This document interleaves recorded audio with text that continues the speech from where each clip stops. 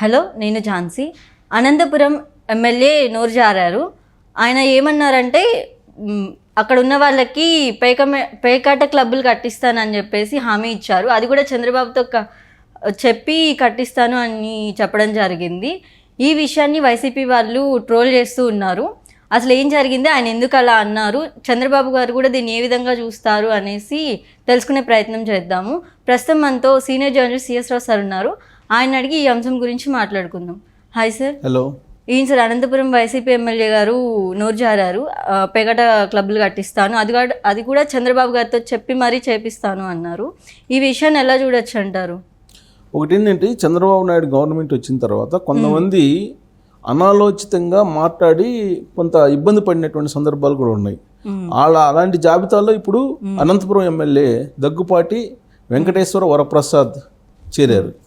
ఆయన ఏమన్నారంటే, రాబోయేటువంటి రోజుల్లో ఆంధ్రప్రదేశ్లో పేకాట క్లబ్బులు ఏర్పాటు చేయడానికి చంద్రబాబు నాయుడు ప్రయత్నం చేస్తున్నారు అనే యాంగిల్లో మాట్లాడారు అనేది ఇప్పుడు సోషల్ మీడియాలో వైరల్ అవుతున్నటువంటి న్యూస్. అది కూడా వైఎస్ఆర్ కాంగ్రెస్ పార్టీకి సంబంధించినటువంటి సోషల్ మీడియా గ్రూప్స్లో బాగా తిరుగుతుంది, వైరల్ అవుతుంది. ట్విట్టర్లో కూడా ట్వీట్ చేశారు వైఎస్ఆర్ కాంగ్రెస్ పార్టీ వాళ్ళు. ఆయన దగ్గుపాటి వెంకటేశ్వర వరప్రసాద్ ఏవైతే అన్నారో ఆ మాటలను కూడా కట్ చేసి ట్రోల్ చేస్తూ ఉన్నారు. సో పేకాట క్లబ్బులు పెట్టిస్తాను అని చెప్పి చెప్పారు. ప్లస్ అనంతపురంలో ఆఫీసర్స్ క్లబ్ అనేది ఒకటి ఉంది, దాంట్లో పేకాట్ని అనుమతించేలా ప్రయత్నం చేస్తాను చంద్రబాబు నాయుడికి చెప్పి అనేటువంటి విషయాన్ని అక్కడ ఉన్నటువంటి అభిమానులతోటి ఆయన చెప్తున్నప్పుడు తీసినటువంటి వీడియోని ఇప్పుడు సోషల్ మీడియాలో వైరల్ చేస్తూ ఉంది వైఎస్ఆర్ కాంగ్రెస్ పార్టీ. జనరల్గా పేకాట క్లబ్బులు అనేవి రిక్రియేషన్ క్లబ్బులు నడుస్తూ ఉంటాయి, ఆంధ్రప్రదేశ్లోనే కాదు ఎక్కడైనా ఉన్నాయి పేకాట క్లబ్లు. ప్లస్ ఆఫీసర్స్ క్లబ్లో కొన్ని క్లబ్స్ ఉంటాయి. ఈ క్లబ్బుల్లో పేకాట్ నడుస్తూనే ఉంటుంది. ఆ క్లబ్లో మెంబర్షిప్ ఉంటుంది.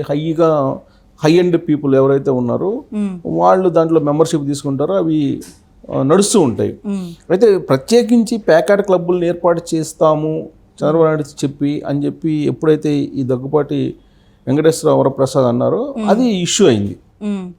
జనరల్గా మనకు వైఎస్ఆర్ కాంగ్రెస్ పార్టీ అధికారంలో ఉన్నప్పుడు సంక్రాంతి పండుగ సందర్భంగా కొడాలి నాని అలాగే వల్లభనేని వంశీ క్యాష్నస్ పెట్టారు. ఈ క్యాష్నస్ పెట్టినప్పుడు పెద్ద ఎత్తున దుమారం రేగింది.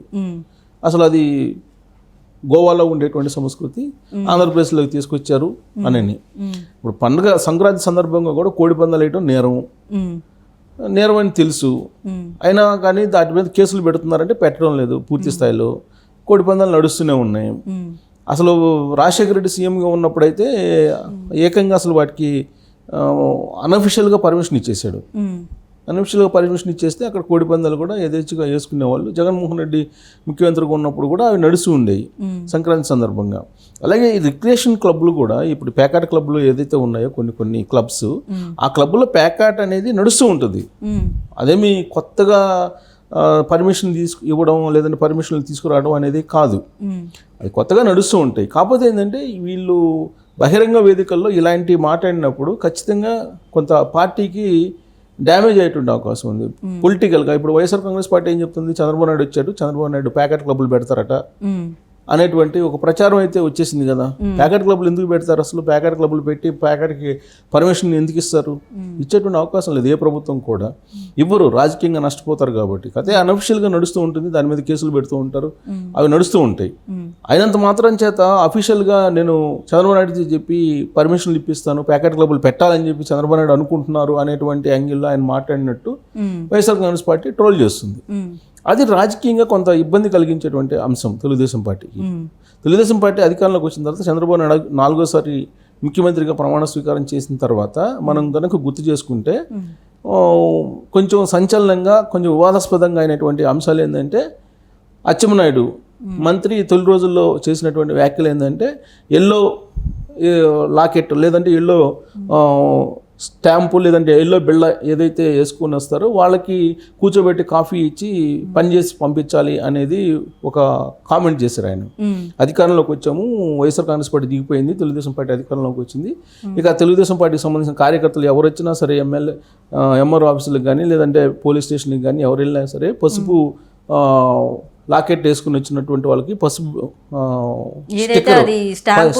స్టాంప్ ఉంటుందో స్టిక్కర్ ఉంటుందో అది వాళ్ళకి మాత్రమే హెల్ప్ చేయడం ఇట్లాంటివి. వాళ్ళని కూర్చోబెట్టి కాఫీ ఇచ్చి పని చేసి పంపించాలి, తస్మాత్ జాగ్రత్త అని చెప్పి అధికారులకు ఒక వార్నింగ్ ఇచ్చింది. అప్పుడు ట్రోల్ అయింది తొలి రోజుల్లో. ఆ తర్వాత హోంమంత్రిగా అనిత చేసినటువంటి కామెంట్ కూడా ఇలానే కొంత వివాదాస్పదం, కొంత చర్చనీయాంశం అయింది.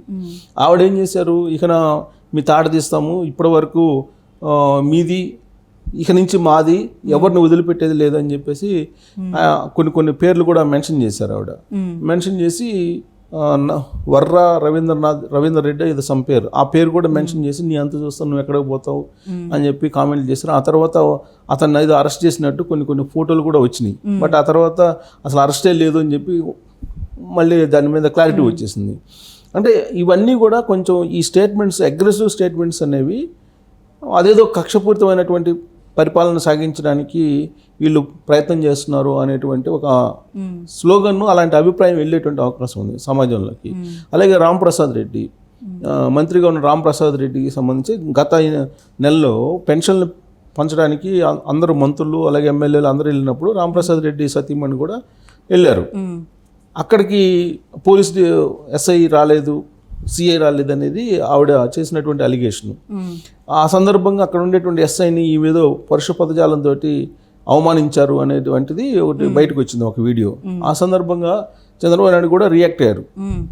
మీరు చట్ట పరిధిలో మీరు వ్యవహరించండి, లేదంటే మీ పైన చర్యలు తీసుకుంటాం, మంత్రి పదవులు పోయే అవకాశం ఉందని కూడా ఒక సున్నితమైనటువంటి హెచ్చరికను కూడా చంద్రబాబు నాయుడు ఇవ్వడం జరిగింది.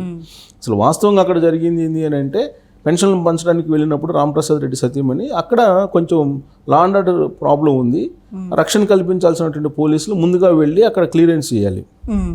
కానీ ఆయన సతీమణి అక్కడికి వెళ్ళి పెన్షన్లు పంచేటువంటి కార్యక్రమానికి భద్రత కల్పించాల్సినటువంటి పోలీసులు సరైనటువంటి సమయంలో వెళ్ళలేదు. అందుకు ఆవిడ కొంత ఆగ్రహంగా మాట్లాడారు. అయితే ఇక్కడ ఏంటంటే మంత్రి రాంప్రసాద్ రెడ్డి కదా, ఆయన సతీమణి పోలీసుల మీద ఈ విధంగా మాట్లాడటం ఏంటి అనేది అప్పట్లో వచ్చినటువంటి వివాదం.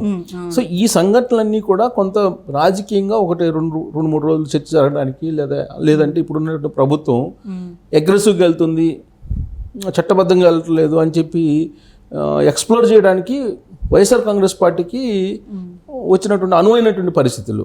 ఇప్పుడు తాజాగా అలాంటి వాటిలో ఇప్పుడు ఈ పేకాట క్లబ్బులను ఏర్పాటు చేస్తాం మేము రాష్ట్రంలో, అది కూడా చంద్రబాబు నాయుడు చెప్పి ఈ దగ్గుపాటి వెంకటేశ్వర వరప్రసాద్ అనడం అనేది కొంత వివాదాస్పదమైంది.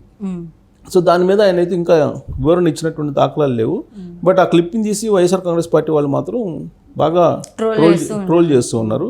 చంద్రబాబు నాయుడు అధికారంలో ఎప్పుడున్నా సరే ఇలాంటి ప్రచారం చేయటం అనేది ప్రత్యర్థి పార్టీలకు చాలా అలవాటుగా మారింది. గతంలో వైఎస్ఆర్ ప్రభుత్వం రాకముందు, అంటే 2004 ముందు చంద్రబాబు నాయుడు యునైటెడ్ ఆంధ్రప్రదేశ్లో ముఖ్యమంత్రిగా ఉన్నప్పుడు కూడా ఆ రోజు కాంగ్రెస్ పార్టీ చేసినటువంటి ప్రచారం కూడా చంద్రబాబు నాయుడు మీద ఇలాంటిదే. అప్పట్లో వచ్చినటువంటి ప్రచారం ఏంటంటే క్యాబరెట్ డ్యాన్సులు పెట్టిస్తాడట, క్యాబరెట్ డ్యాన్సులకి అనుమతిస్తాడంట, అలాగే పబ్బులకి అనుమతిస్తాడట. ఇలాంటివన్నీ కూడా అప్పట్లో ఈయన మీద వచ్చినాయి. ఎందుకంటే ఆయన హైటెక్ సీఎంగా అప్పట్లో బాగా ఎలివేట్ చేశారు.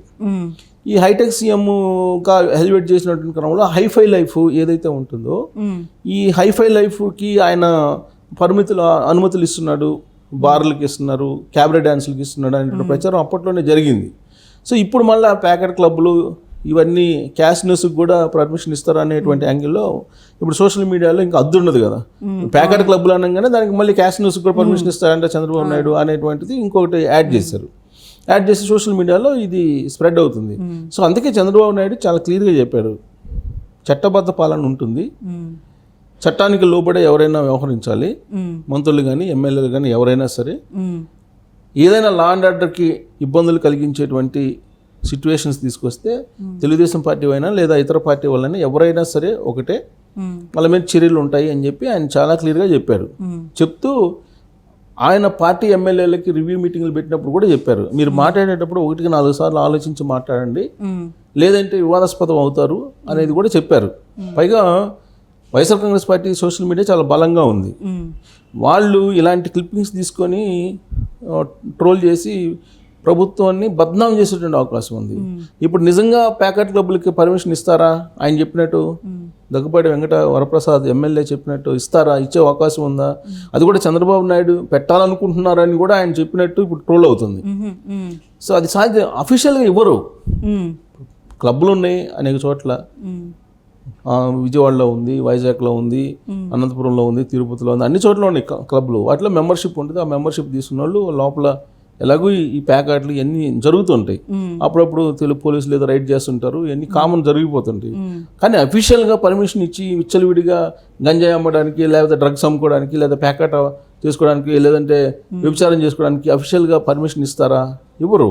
ఇస్తే కనుక రాజకీయంగా నష్టపోయే అవకాశం ఉంది.